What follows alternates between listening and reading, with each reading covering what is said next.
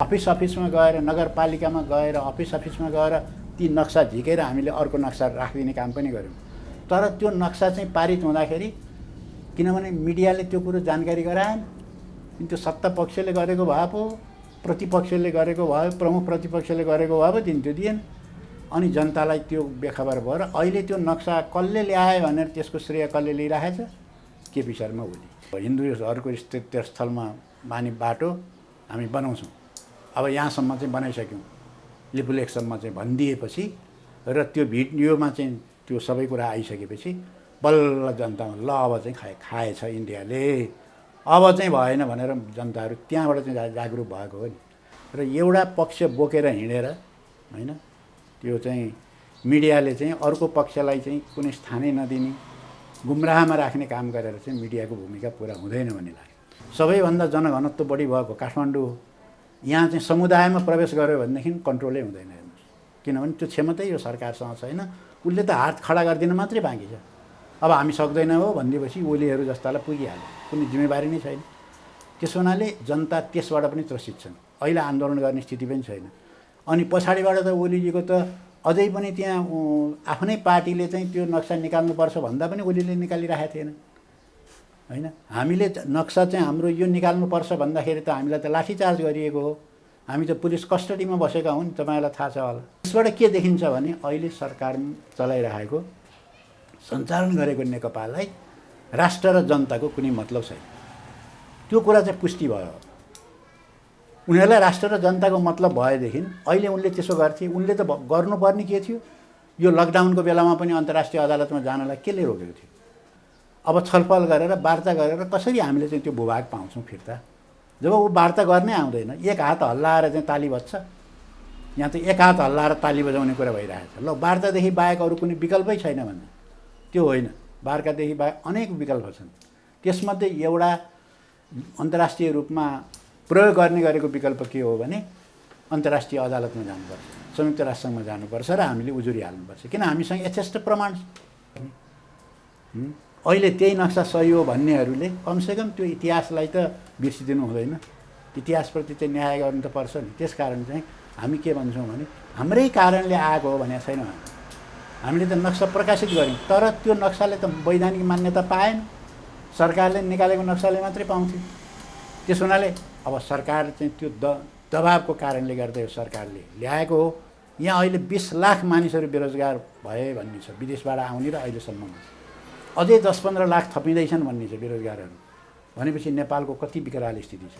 तिनले अहिले खान पाउने स्थिति छैन। लकडाउन गर्दाखेरि धेरै मान्छे भोकमरीबाट मरे, बाटो हिँड्दा हिँड्दै लडेर कतिको ज्यान गयो हिँड्दा हिँड्दै, किनभने भोकै थिए बिचरा कति दिनदेखि, अब त्यत्तिकै बेहोस भयो ती मरे। त्यसकारण त्यो स्थितिको अझै अन्त्य भएको छैन। रोजगारीको छैन, व्यवसाय छैन, होटेलहरू बन्द भएका छन्, पर्यटन व्यवसाय खतम छ, यहाँको अर्थतन्त्र धराशायी भएको छ। यो विषयमा चाहिँ सरकारको कुनै ध्यान छैन।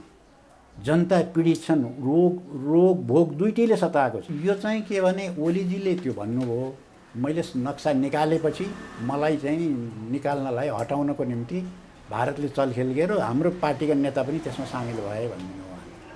सार्वजनिक रूपमा त्यो भइसकेपछि त्यो नै भाइरल भयो र अनि त्यहाँबाट नेताहरू अलिकति राजीनामा दिनुपर्छ भनेर त्यही कारणले ताते, कि त प्रमाण ल्याऊ, होइन भने किन यसरी भन्यो भनेर उनीहरू तातेर राजीनामा पनि माग गर्न थाले होइन।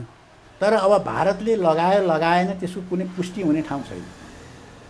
तर ओलीले चाहिँ आफू राष्ट्रवादी देखिनको निम्ति चाहिँ उनले भनिदियो, मैले के किन काम गरेँ, अब भारतले चाहिँ मलाई हटाउने हो, अब तिमीहरूले मलाई जोगाइदिनु पर्यो भने। समाजको आवाज.com नेकपा क्रान्तिकारी माओवादीका नेता तथा देशभक्त जनगणतान्त्रिक मोर्चाका अध्यक्ष सीपी गजुरेल सरलाई हाम्रो च्यानलमा स्वागत छ। धन्यवाद। अब सबैभन्दा सुरुवातमा नेपालको राजनीतिक ट्रेन्डको सन्दर्भमा तपाईँको सन्तुष्टि असन्तुष्टि के छ त्यो बुझाउन पहिला। अब नेपालको राजनीतिक ट्रेन्डहरूको विषयमा चाहिँ अहिलेको जुन मिडिया छ त्यसले राम्रोसँग अहिलेको यथार्थलाई राम्रोसँग पक्रिन सके जस्तो अलि लागेको छैन। र यो गम्भीरतापूर्वक चाहिँ विषयवस्तुलाई प्रस्तुति गर्नुभन्दा पनि जुन विषयहरू चाहिँ उठाइदिन्छन् त्यही विषयको पछाडि लाग्ने र अनि त्यो हौवा ठुलो क्रिएट गर्ने, त्यतातिर चाहिँ बढी मिडियाको भूमिका भयो जस्तो देखिन्छ। वास्तवमा चाहिँ के छ भने नेपालकै इतिहासलाई हेर्ने हो भने नेपालमा राजनीतिक ठुल्ठुला राजनीतिक परिवर्तनहरू त्यो व्यवस्थाभित्र पसे काम गर्नेहरू, त्यहाँका सांसदहरू, त्यहाँका चाहिँ सरकारमा भएका मान्छेहरूले त्यसमा भूमिका खेलेका छैनन्। जस्तो अब पञ्चायती व्यवस्था चाहिँ अन्त्य भएको चाहिँ पञ्चायतमा भएका चाहिँ राष्ट्रिय पञ्चायतका सदस्यहरूले त्यसलाई अन्त्य गरेनन्। नेपालमा जुन गणतन्त्र आयो त्यो चाहिँ संसद त्यो व्यवस्था भएका मन्त्रीहरूले तिनीहरूले भूमिका खेलेर आएको होइन। सडक आन्दोलनले क्रान्तिले भूमिका खेलेर नेपालमा गणतन्त्र आएको हो। किनभने त्यतिखेर माओवादी चाहिँ सत्तामा पनि थिएन, कुनै सांसद पनि थिएनन्, त्यसका चुनाव बहिष्कार गरिरहेको थियो। त्यसकारण चाहिँ यो पक्षलाई अहिले नेपालमा पनि क्रमशः यो सडक आन्दोलन गर्ने पक्ष चाहिँ बलियो हुँदै गएको छ र अहिलेको जुन सत्ता, जुन राज्य व्यवस्था त्यो कमजोर हुँदै गएको छ। त्यो चाहिँ प्रष्ट बुझ्न सकिन्छ। त्यस हुनाले त्यो विषयमा चाहिँ अहिलेको मिडियाले ध्यान दिए जस्तो लाग्दैन। अब अहिले कसको विषयमा ध्यान दिएको छ, ओलीले के भने, प्रचण्डले के भने, माधव नेपालले के भने, देउवाले के भने, अब यिनैभित्र घुमिरहेको हुन्छ मिडिया। त्यसकारण चाहिँ नेपालको राजनीति वास्तविक चाहिँ स्थिति के हो, नेपालको राजनीतिक परिस्थिति, त्यो कुरो चाहिँ जनतामा यसरी सम्प्रेषण हुन पाउँदैन। त्यसकारण मिडियाले सबै पक्षलाई समेट्नुपर्छ र जो जस्तो हो त्यस्तै जनताको बिचमा पुर्याइदिनुपर्छ। मेरो विचारमा चाहिँ त्यो हो। अब यो ट्रेन्डलाई चाहिँ होइन मिडियाले त्यति ध्यान दिन सकेन। तपाईँहरूले कस्तो लेख, कुनै त्यस्तो रचनात्मक हुन्छ नि, त्यस्तोबाट सचेत गराउने सोच्नु भएको छ कि भएको छैन? होइन, हामीले सोचेका छौँ। त्यो भइसकेपछि यहाँको जुन मुख्य चाहिँ मेन स्ट्रिम मिडिया भन्ने हो त्यस्तो छ। तर त्योदेखि बाहेक अर्को मिडिया छ। अर्को मिडियाले जस्तो तपाईँहरू हुनुहुन्छ, जस्तो युट्युबवालाहरू भयो, अनि त्यहाँबाट अनलाइनवालाहरू हो, यो पक्षले भूमिका खेलेको छ।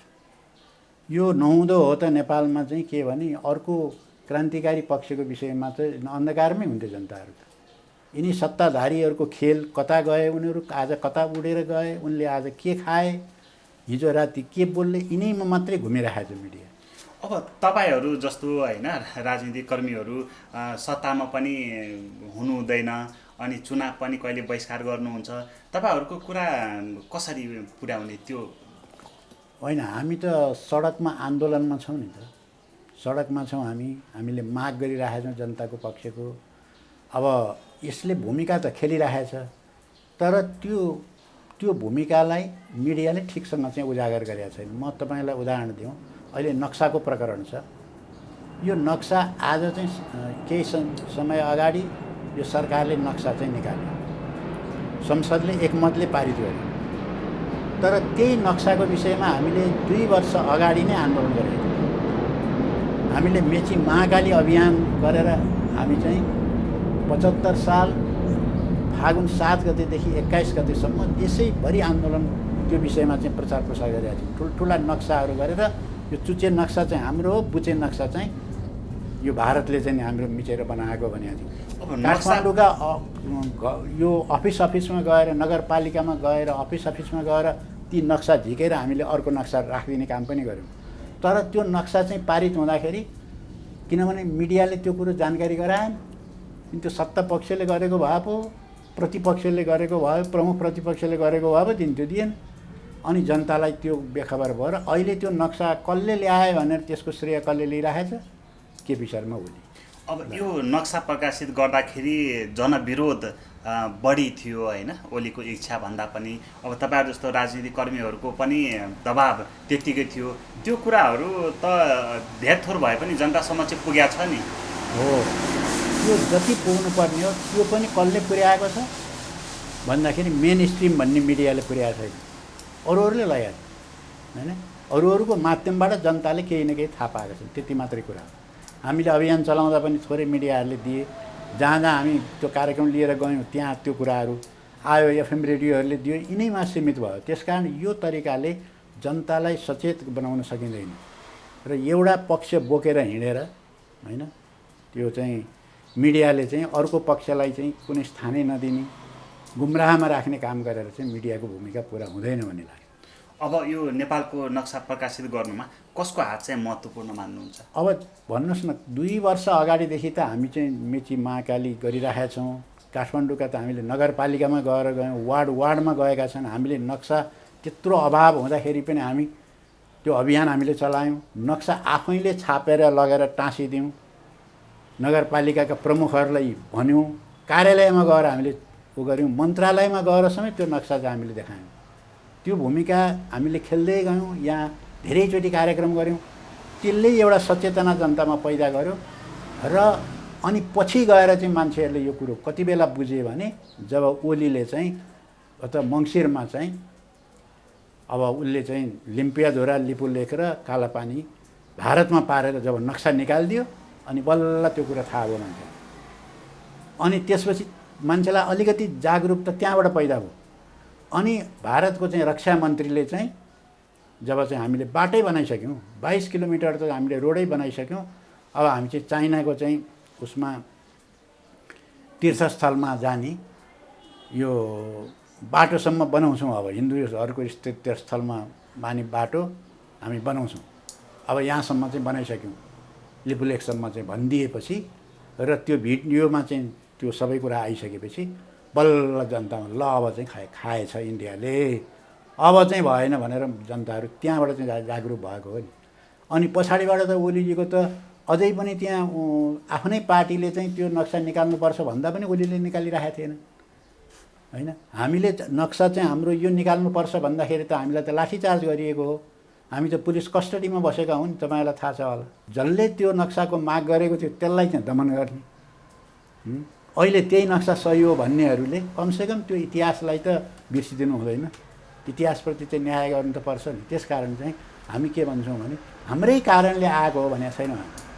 हामीले त नक्सा प्रकाशित गऱ्यौँ, तर त्यो नक्साले त वैधानिक मान्यता पाएन। सरकारले निकालेको नक्साले मात्रै पाउँथ्यो। त्यस हुनाले अब सरकार चाहिँ त्यो दबावको कारणले गर्दा यो सरकारले ल्याएको हो। र त्यसपछिका घटनाक्रमले के देख्यो, अब ओलीजी त कानमा तेल हालेर सुत्नुभयो। अब नक्सा निकालिदिएँ मैले भनेपछि पुग्यो, नक्सा निकालिदिएर हुन्छ।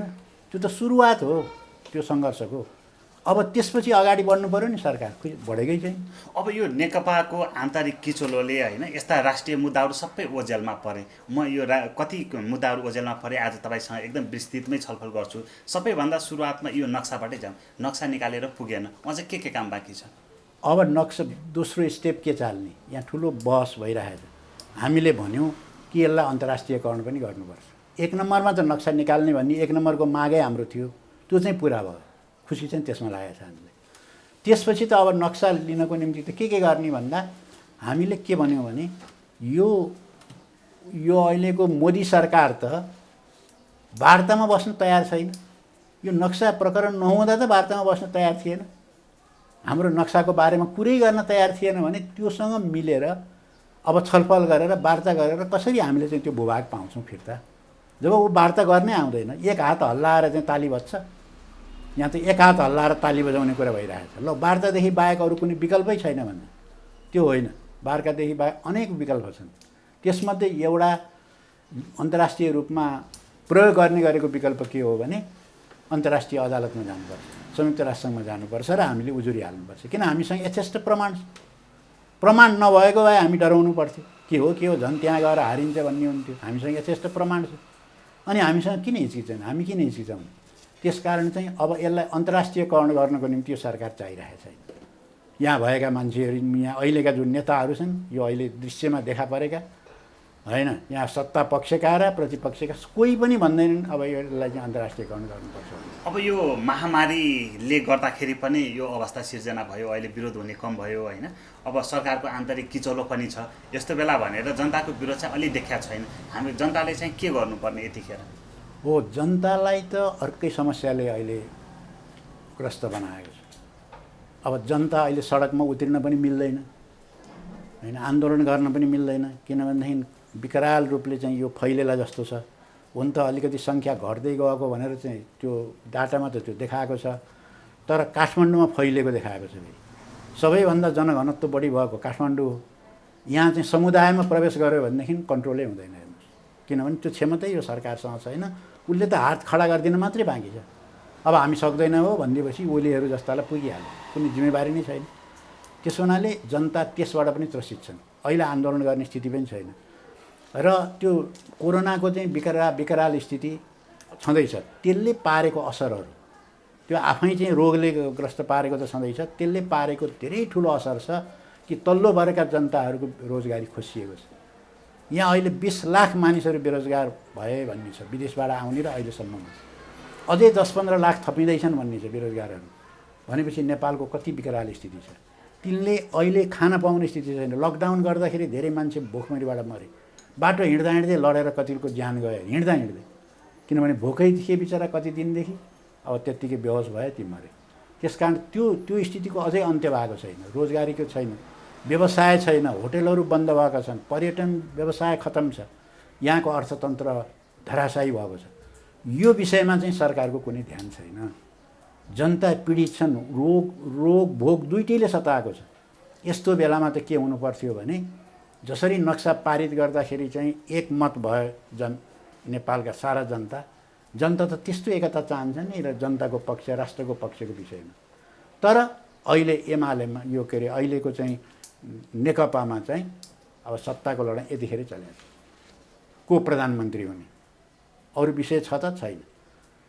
ओली प्रधानमन्त्री हुने कि प्रचण्ड हुने, अध्यक्ष को हुने, माधव हुने कि ओली हुने, यस्ता खालका बहस पो चलेका छन्। अब यो बहस त एउटा पार्टीभित्र चलेको बहस मात्रै भन्न पनि हामीले मिल्दैन, सुख छैन हामीलाई त्यो भनेर, किनभने सरकारलाई प्रभाव पार्छ त्यसले। प्रधानमन्त्री नै रहने हो कि रहने होइन भनेपछि त अनि सबै मान्छेहरू त अनि के हो अन्धकार, अब के हुने हो भन्ने परेन सबैलाई। भनिसकेपछि त अहिले उनीहरू अर्कैमा छन्। यसबाट के देखिन्छ भने अहिले सरकार चलाइरहेको सञ्चालन गरेको नेकपालाई राष्ट्र र जनताको कुनै मतलब छैन। त्यो कुरा चाहिँ पुष्टि भयो। उनीहरूलाई राष्ट्र र जनताको मतलब भएदेखि अहिले उनले त्यसो गर्थे। उनले त गर्नुपर्ने के थियो, यो लकडाउनको बेलामा पनि अन्तर्राष्ट्रिय अदालतमा जानलाई केले रोकेको थियो? उनीहरू जानुपर्थ्यो। आफ्नो भूमि प्राप्त गर्नको निम्ति एकातिर सङ्घर्ष गर्नुपर्थ्यो भने अर्को देशको चाहिँ यो महामारीलाई कन्ट्रोल गर्नको निम्ति अनि यो आर्थिक तहस नहसबाट जनतालाई बचाउनको निम्ति अहिले त जनताको जीवन रक्षाको कुरा सबभन्दा ठुलो कुरा हो नि। भरे अरू कुरा हुँदै जान्छ, पहिले त मान्छेको जीवन बचाउनु पर्यो नि। त्योतिर नै सरकारको ध्यान नभएको कुरा प्रष्ट भयो नि। अब यो सरकार होइन, विशेष गरेर यो नागरिकता र यो नक्साको विषयमै हामी फर्किँदाखेरि चाहिँ अब यो भारतले यो किचलो गराएको भनेर पनि आयो कुरा, तपाईँलाई चाहिँ के लाग्छ? यो अहिले सरकारको खिचलो हजुर, यो चाहिँ के भने ओलीजीले त्यो भन्नुभयो, मैले नक्सा निकालेपछि मलाई चाहिँ निकाल्नलाई हटाउनको निम्ति भारतले चलखेल गर्यो, हाम्रो पार्टीका नेता पनि त्यसमा सामेल भए भन्ने हो सार्वजनिक रूपमा। त्यो भइसकेपछि त्यो नै भाइरल भयो र अनि त्यहाँबाट नेताहरू अलिकति राजीनामा दिनुपर्छ भनेर त्यही कारणले ताते, कि त प्रमाण ल्याऊ, होइन भने किन यसरी भन्यो भनेर उनीहरू तातेर राजीनामा पनि माग गर्न थाले होइन। तर अब भारतले लगाएन त्यसको कुनै पुष्टि हुने ठाउँ छैन। तर ओलीले चाहिँ आफू राष्ट्रवादी देखिनको निम्ति चाहिँ उनले भनिदिए, अब मैले के न काम गरेँ, अब भारतले चाहिँ मलाई हटाउने हो, अब तिमीहरूले मलाई जोगाइदिनु पर्यो भने। मैले नक्सा निकाल्ने जस्तो महान काम गरेँ, त्यसको चाहिँ सजाय भारतले दिन आँटो, अब तपाईँहरूले बचाइदिनु पर्यो भनेर जनतालाई उनले अपिल गर्ने एउटा कुरा निकाले। उनको पृष्ठभूमि हेर्दाखेरि उनी त्यति विधि भारत विरोधी कहिल्यै पनि भएनन्। उनी महाकाली सन्धि गर्ने हुने हुन्, मुख्य भूमिका खेल्ने। उनीहरूले चाहिँ त्यहाँ नमानिदिएको भए महाकाली सन्धि हुन्थेन। अहिले पनि भर्खर मैले एउटा सूचना पाएको छु, अहिले यहाँ चाहिँ सशस्त्रको चाहिँ यहाँ भवन बन्दैछ, त्यसको जिम्मा चाहिँ इन्डियाले हामीलाई दिनु, सबै त्यसको सम्पूर्ण कामहरू हामी गर्छौँ भनेर उसले जिम्मा ल्याएको छ। र केही उसको एउटा टिम चाहिँ यहाँ सधैँभरि बस्ने योजना पनि भारतले बनाएको छ। त्यो अहिले यो उनीहरू चाहिँ भक्तपुरमा त्यो चाहिँ बनाउँदैछ होइन, त्यो सम्झौता भएको छ। तर पहिलेका गृहमन्त्रीहरूले प्रधानमन्त्रीले त्यो कुरो मानेन, इभन सुशील कोइरालाले मानेनन्। तपाईँले बनाइदिने भए त बनाइदिनुहोस्, तर अरू बाँकी कुरा त हामी दिँदैनौँ भने। तर अहिले आएर ओलीले त्यो पनि दिए भन्ने छ भनेपछि चाहिँ खोइ त नहुने त्यो नक्सादेखि बाहेक अगाडि बढेका छन्, त्यो पनि बढेका छैन। यस्ता सम्झौता अहिले पनि गरिरहेका छन् भारतको पक्षमा भनेपछि उनले यो भारतले गर्यो कि गरेन अब मान्छेलाई त थाहा छैन होला। मिडिया चाहिँ एक थरी मिडिया चाहिँ गर्यो, मिडियाबाजी चाहिँ खुब भयो र यहाँबाट ठुलो विरोध पनि भयो र जी न्युजकोले त माफी पनि माग्यो भन्ने छ। मैले अहिले बिराएँ, गल्ती गरेँ भनेर माफी माग्यो। अब त्यो च्याप्टर त सिद्धियो होइन। त्यसो हुनाले अब यो चाहिँ मैले नै गरेको हुँ सबै कुरो भनेर चाहिँ श्रेय लिनको निम्ति पनि त्यो गरेको जस्तो देखिन्छ। अब एमसिसीमा जो विरोध भएको छ नि प्रधानमन्त्री ओलीजीको, त्यो विरोध मत्थर गर्नको लागि या फेरि त्यो एमसिसी पास गर्नको लागि यो आन्तरिक रूपमा किचलो बढेको भनेर पनि भन्छन् विश्लेषकहरू। तपाईँलाई चाहिँ कसरी हेर्नु भएको छ? त्यो पनि छ एउटा पक्ष। किनभने एमसिसी भनेको चाहिँ यो महाकाली सन्धि पनि राष्ट्रघाती हो, तर त्यो महाकाली सन्धिभन्दा यो लिपुलेख लिम्पियाधुरा यो नक्सा मिच्नुभन्दा पनि ठुलो एमसिसी हो। किनभने त्यो त नक्साको नेपालको एक भागसँग जोडिएको विषय भयो। यो त समग्र नेपालैलाई चाहिँ नि कन्ट्रोल गर्ने कुरा हो नि। यो एमसिसी यदि भयो भने त दुईटा कुरा हुन्छ। हाम्रा बहुमूल्य खानी नेपालमा छन्, स्रोतहरू छन् भने त्यो हाम्रो हुँदैन, त्यो अमेरिकनले चाहिँ कब्जा गर्छ। त्यहाँबाट यहाँ नेपाललाई अब अखाडा बनाउँछ र चीन यहीँ बसेर चीनका विरुद्ध लड्छ उसले। र हाम्रो चाहिँ देश भविष्यमा के हुनसक्छ भने अफगानिस्तान, इराक, सिरिया त्यस्तो हालतमा हुन्छ। भनिसकेपछि यो कति खतरनाक छ त्यो चाहिँ गर्नको निम्ति यो 16 गतेसम्म, यो 16 गते त बितिसक्यो, यही असार 16 गते उनीहरूले टाइम दिएको थियो। त्यो भित्र पारित गर्नको निम्ति चाहिँ नि ओलीले भर मजदुर कोसिस गरेका थिए। तर हाम्रो विरोध पहिलेदेखि नै भयो, बाहिर सडक आन्दोलन भएको भयो, लकडाउनलाई पनि तोडेर मान्छेहरू चाहिँ निक्ले, किनभने देशको निम्ति चाहिँ गर्नु पर्यो भनेर। अनि त्यहाँबाट यहाँ ऊ भित्रै नेकपा भित्रै एउटा पक्ष चाहिँ के भने यो राष्ट्रघाती छ, जस्ताको तस्तै पारित गर्नु हुँदैन भन्ने चाहिँ ठुलो पङ्क्ति निक्ल्यो। यो सबैले गर्दाखेरि के भयो भने अनि ओलीले त्यो पास गर्न सकेनन्।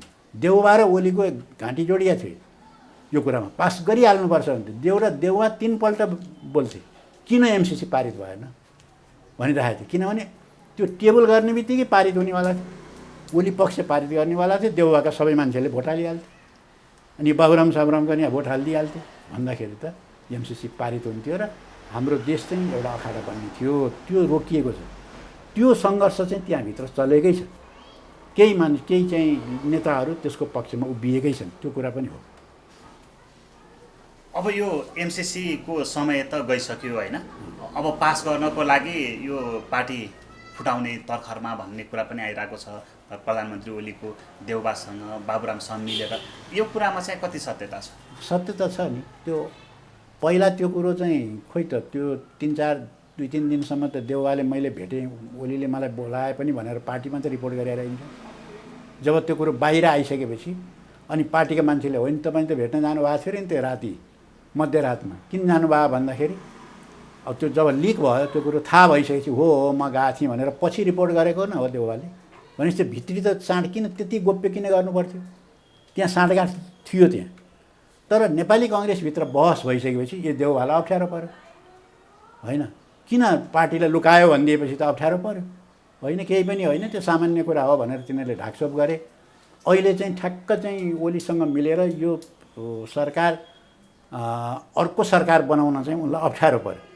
त्यसमा त इतिहासमा त उनी फेरि खप्पिस मान्छे पनि हुन्, त्यस्ता खेलमा त उनी सिपालु पनि छन्, इतिहासमा त्यसको नाम दर्ज पनि भइसकेको छ। त्यस कारण यसपालि चाहिँ नेपाली कङ्ग्रेसले उनलाई गर्न दिएन भनौँ न। अब त्यस कारण यो प्रयास त उनको भएकै थियो र उनले दल दर्ता गराउने, अर्को दल दर्ता गर्न सजिलो पर्ने विधेयक ऊ पनि पास गराइसकेका थिए होइन। राष्ट्रपतिले सिग्नेचर गरिसकेकी थिइन्, त्यो पछि विरोध भएर उल्टिएको न हो। फेरि पनि पास गराउन सक्छन्, उनी रेडी भएर बसेको छन्। प्रधानमन्त्री छँदैछन्, प्रधानमन्त्रीले मन्त्रीमण्डलबाट पास गराएर उन कहाँ पठाइदिएपछि 1 घन्टामै त्यो पास भइहाल्छ, लालमोहर लागिहाल्छ। त्यो अहिले पनि त्यो खतरा छ। अब यो नेकपाको जो अहिले विवाद सकियो भनेर पनि कुराहरू आइरहेछ होइन। हिजो प्रचण्डजीको अभिव्यक्तिबाट पनि त्यो झल्किन्छ भन्छन्। नेकपाको यो हारजितमा टुङ्गियो या मेलमिलाप भयो, के भयो यो विवाद? अब अहिले जुन विवाद भएको छ त्यो विवाद सामान्य छैन, धेरै ठुलो विवाद हो। यति विवाद भइसकेपछि प्राय पार्टीहरू एउटा भएर रहँदैन किनभने बहालवाला प्रधानमन्त्री र पार्टीको अध्यक्षलाई आफूभन्दा त्योभन्दा मुनिका 5-5 जना लिडरहरूले तिमीले राजीनामा देऊ दुईटैको भन्नु भनेको र उनको चाहिँ आधिकारिक कुनै पनि समितिमा बहुमत नहुनु, राजीनामा दिनुपर्छ भन्नेको बहुमत हुनु भनेको त चान्चुने कुरा हो र त्यो धेरै ठुलो कुरा हो। र त्यो भइसकेपछि पनि अब अहिले चाहिँ अलि मत्थर भए जस्तो भएको छ। त्यसको एउटै कारण हुन त अहिले यो चिनिया राजदूतले गर्दाखेरि भएको भन्ने पनि आइरहेछ। तर म चिनिया राजदूतले भन्दा पनि महत्त्वपूर्ण कुरा चाहिँ म के ठान्छु भने यो जुन एकता भएको छ यो चाहिँ यहाँ शासन गर्नको निम्ति यो दुईटा पार्टी मिलेपछि चाहिँ बहुमत हुन्छ र हामी यो देशमा 15-20 वर्षसम्म शासन गर्न सक्छौँ। अब अहिले उनीहरूले 2/3 करिब 2/3 बहुमत भन्ने तर्साएर उनीहरूले त यहाँ त दग्ध नै गरेका छन् नि नेपालमा त। उनीहरूले यति भ्रष्टाचार भएको छ, सायद कुनै पनि सरकारमा यति भ्रष्टाचार हुन्छ त्यसको कुनै कारबाही हुँदैन। 2/3 बहुमतले चाहिँ उनीहरूले त्यस्तो गरेका छन् र उनीहरूका सारा सुविधा जति लिए पनि भएको छ। हेर्नुहोस् त यस्तो बेलामा पनि जनता चाहिँ औषधि उपचार गर्न नपाएर चाहिँ यस्तो बिचल्ली भएको बेलामा गाडीका हेर्नुहोस् त कति मूल्यवान गाडी किनेका छन्, लाज पनि छैन, मन परी गरेका छन्। अब अर्बौँ रुपियाँको भ्रष्टाचार त यही बेलामा हुन्छ फेरि ल हेर्नुहोस्, यस्तो पनि हो, यस्तो गरिरहेछन्। अब यिनीहरूलाई डर के छ भने किन फुट्दैन भनेर मैले भन्न खोजेको छु भने यो सबै खोसिनेवाला फुटेपछि त विभाजित हुन्छ, विभाजित भएपछि यिनीहरूको सरकार बन्दैन अनि सरकार नभएको पार्टीमा बसेपछि अब भोलि गएर चुनाव लड्दाखेरि चुनाव पनि जितिँदैन। किनभने एउटै भएर पो जितिया छ, दुईतिर उठेपछि त अब बाँडिन्छ भोट, जितिँदैन। यो सबै स्वर्ग चाहिँ हरण हुन्छ भनेर यिनीहरू जे भए पनि त्यहीँ बस्छन्। अब त्यही लाग्छ। अब प्रचण्ड त्यही भन्छन्। अब प्रचण्ड त एउटा अर्को पार्टीको लिडरको हैसियतले त उनी यति धेरै अपमानित भएका छन् नि, तैपनि उनी यहाँ टाँसिएर बसेका छन्। उनी व्यक्तिगत रूपमा पनि त्यस्तै छन् र उनका मान्छेले घेरा हाल्न थालिसके। अब यो जम्मै खोसिनेवाला छ ल है, तपाईँ फुट्नु हो भने हाम्रो पनि खोसिदिनुहुन्छ, खबरदार फुट्नु होला भनेर तिनै चाहिँ कोही युवा पङ्क्ति भनेका छन्, कोही दोस्रो तहका नेता भनेका छन्, ती चाहिँ ओहो तिनले दबाब सिर्जना गरेका छन्। फेरि खबरदार फुट्नु होला, यहाँ हाम्रो खोसिएला, हामी बेरोजगार हुनु पर्ला नि। यहाँ 20 लाख नेपाली बेरोजगार हुँदाखेरिको स्थिति पनि देखाएको छ। अहिले त्यस्तो मस्ती मारेकाहरू चाहिँ त्यो बेरोजगार भयो भने के होला तिनको, हेर्नुहोस् त। त्यो कारणले गर्दा यिनीहरू फुट्दैनन्। जे भए पनि बरु त्यहाँ कुटाकुट गर्ने योभन्दा नि बढ्ता पनि होला। तर सडकमा कुटाकुटको अवस्था आइसकेको छ, आइसकेको छ नि त। त्यहाँ त भिडन्त नि भइसक्यो। ओलीले चाहिँ अब त्यो गर्न छोड्दैनन्। ओलीले कुनै पनि हालतमा यो दुईटै पद राजीनामा गर्दैनन् किनभने उनको पङ्क्ति सुदृढ छ। उनका मान्छेहरूले राजीनामा तपाईँले गरिदिएर बाटो खुला गरिदिनुहोस् भनेर कसैले भनेकै छैन, तपाईँ नछोड्नुहोस्। किनभने उनलाई पनि के छ भने ओली भयो भने रजाइ गर्न उनीहरूले पाइरहेछ नि। त्यो ओलीले छोडिदियो भने त अर्को आउँछ, त्यति रजाइ गर्न पाइँदैन, तिनलाई पनि त्यो डर छ। फेरि त्यस कारण चाहिँ नछोड्नुहोस् खबरदार भनेर उनका मान्छेले भन्यो भने आफ्नो पङ्क्ति त्यति सुदृढ भइसकेपछि ओलीले किन छोड्ने। अब छोटोमा अन्तमा पनि छु होइन, तपाईँहरूको पार्टी देशभक्त जनगणतान्त्रिक मोर्चा पनि छ होइन, नेकपा क्रान्तिकारी माओवादी पनि छ। दुवै पक्षबाट चाहिँ अब तपाईँहरूको रणनीति योजना के छ? अब हाम्रो योजना चाहिँ के छ भने अहिले चाहिँ कोरोना भाइरसको चाहिँ जुन सङ्क्रमण छ यसले गर्दाखेरि जनता आपद विपदमा छन्, असह्य पीडा भएको छ जनतालाई।